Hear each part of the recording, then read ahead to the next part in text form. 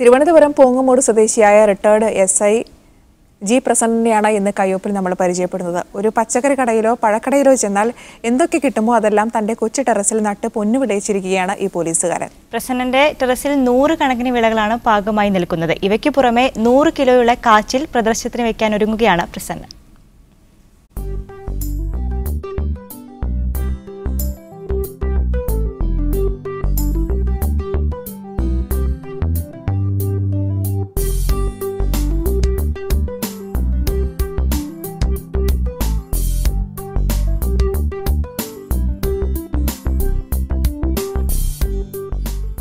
ഞാൻ സർക്കാർ സർവീസിലെ ഒരു പോലീസ് ഉദ്യോഗസ്ഥനായിരുന്നു.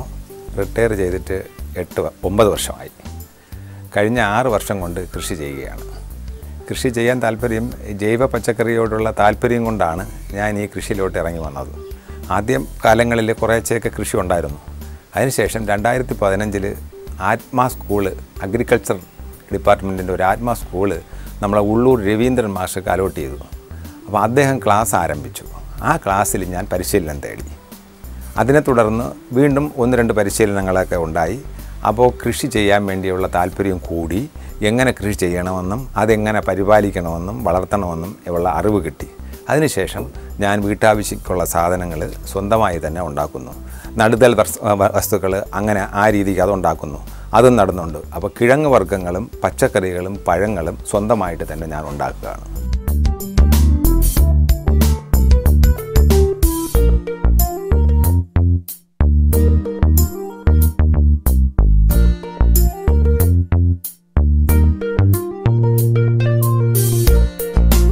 ആദ്യഘട്ടത്തിൽ പച്ചക്കറികൾ മാത്രമേ ഉള്ളായിരുന്നു.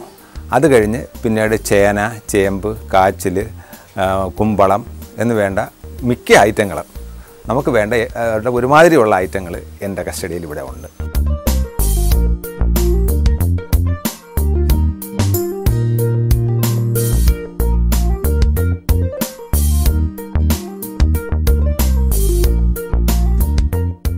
പ്യുവർ ജൈവ ആണ്.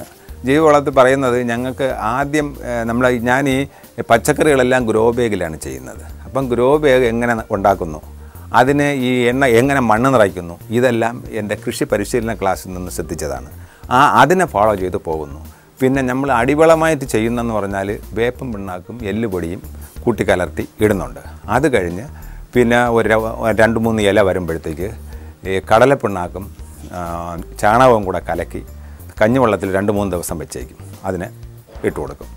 അതിന് ആഴ്ചയിൽ ഒരുക്കെ ചെയ്ത് കൊടുക്കും. പിന്നെ അത് കഴിഞ്ഞിട്ട് ഹൃദയാമൃതം 1 ലിറ്റർ ഹൃദയാമൃതം നമ്മൾ 25 ലിറ്റർ വെള്ളവും കൂടെ ചേർത്ത് ഇതിന് ഒഴിക്കുന്നുണ്ട്. അതും ആഴ്ചയിൽ ഒരു പ്രാവശ്യം ഒഴിക്കുന്നുണ്ട്.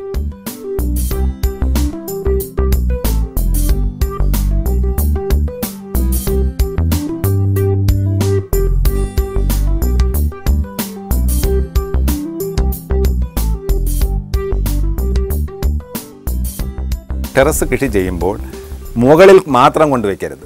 അതിന് ഒരു സ്റ്റാൻഡ് അടിക്കണം. മിനിമം ഒരു 12 സെൻറ്റിമീറ്റർ എങ്കിലും വേണം. ഞാനിപ്പോൾ 14 സെൻറ്റിമീറ്ററാണ് വെച്ചേക്കുന്നത്. 14 സെൻറ്റിമീറ്റർ പൊക്കത്തിൽ സ്റ്റാൻഡ് തയ്യാറാക്കി അതിന് മുകളിൽ ഗ്രോ ബാഗ് വയ്ക്കും. അപ്പോൾ ഈ ഗ്രോ ബാഗിനകത്ത് ഈ തൊണ്ട് വയ്ക്കും. തൊണ്ടെന്ന് വെച്ചാൽ 1 ഇഞ്ച് കനത്തിൽ തൊണ്ടിനെ പാകപ്പെടുത്തിയെടുത്ത് 4 വശവും വെച്ചതിന് ശേഷം ഞാൻ ഉണ്ടാക്കുന്ന മണ്ണ് ഇതിനകത്ത് മുകളിൽ വയ്ക്കും. അപ്പം ഈ ചൂട് അടിയിൽ നിന്ന് ഏക്കില്ല. വെള്ളം ഒരു ദിവസം കിട്ടിയില്ലെങ്കിലും ശരി, ആ വെള്ളത്തിൻ്റെ ഈർപ്പം തൊണ്ടിൽ നിന്നും കിട്ടും. അതുകൊണ്ട് അങ്ങനെ ചെയ്യുന്നു. അത് കഴിഞ്ഞ് മേൽവളം ചെയ്യും. ഇപ്പോൾ വീട്ടാവശ്യത്തിനും എൻ്റെ കുട്ടികളോ അല്ലെങ്കിൽ നമ്മളെ ഫ്രണ്ട്സോ ആരെങ്കിലും വരുമ്പോൾ അവർക്ക് കൊടുക്കാൻ പറ്റുന്നു. അത് കഴിഞ്ഞ് അധികമുള്ളത് ഗാന്ധി ഭവനിൽ, നമ്മളെ തിരുവനന്തപുരത്ത് ഗാന്ധി ഭവനുണ്ട്. അവിടെ കർഷക കൂട്ടായ്മ എന്ന് നമ്മളൊരു സ്ഥാപനമുണ്ട്. ആ സ്ഥാപനത്തിൽ ഞങ്ങൾ കൊണ്ടുവന്ന് നമ്മുടെ സാധനം നമ്മൾ തന്നെ വിൽക്കുകയാണ്. അപ്പോൾ അതിന് നമുക്ക് ഇടനിലക്കാരില്ല. നമുക്ക് എന്താണ് മാർക്കറ്റ് വില, ആ മാർക്കറ്റ് വില അവിടെ നിന്ന് കിട്ടുന്നുണ്ട്. അതുകൊണ്ട് കൃഷി കൊണ്ട് വളരെ പ്രോത്സാഹനവും കൊണ്ട് നമുക്ക് ജൈവ പച്ചക്കറി ഉപയോഗിക്കാനുള്ള സാഹചര്യവും കിട്ടുന്നു.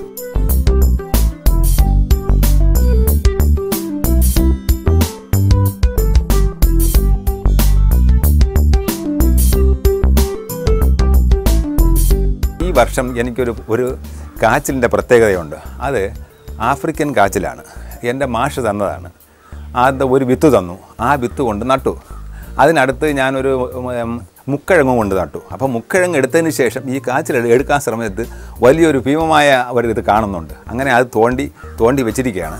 ഇപ്പോൾ ഞങ്ങൾ കഴിഞ്ഞ ദിവസം നോക്കിയപ്പോൾ 150 കിലോയോളം ഉണ്ടായിരുന്നു.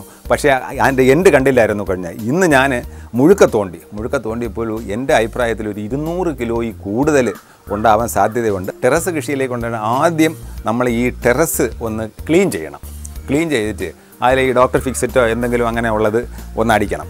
അപ്പോൾ ഈ വെള്ളം അവിടെ നിൽക്കത്തില്ല. അത് കഴിഞ്ഞ് ഈ കമ്പി വെച്ച് 14 ഇഞ്ച് പൊക്കത്തിൽ സ്റ്റാൻഡ് ചെയ്ത് വെക്കുന്നതെന്ന് പറഞ്ഞാൽ വെള്ളം നിന്നാലും അത് ഓടിപ്പോണം. അഴുക്കുണ്ടെങ്കിൽ നമുക്ക് തൂത്തിറക്കാം. അതുകൊണ്ട് സേഫാണ്.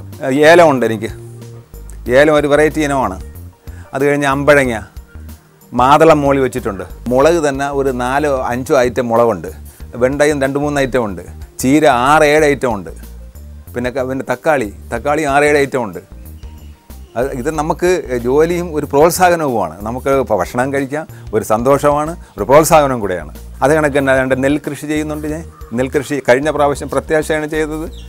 ഇപ്പോൾ ഇതൊരു ഞവരയാണ്, രക്തസായി എന്നും പറഞ്ഞുകൊണ്ട് ഒരു ഐറ്റം ഉണ്ട്. ഇത് നല്ല ഗുണമുള്ള ഒരു ഐറ്റമാണ്. അത് ഞാനിപ്പോൾ ഒരു 10-40 ചട്ടിയിൽ പാകിയിരിക്കുകയാണ്. അത് 3.5-4 മാസം കൊണ്ട് അത് റെഡിയാവും.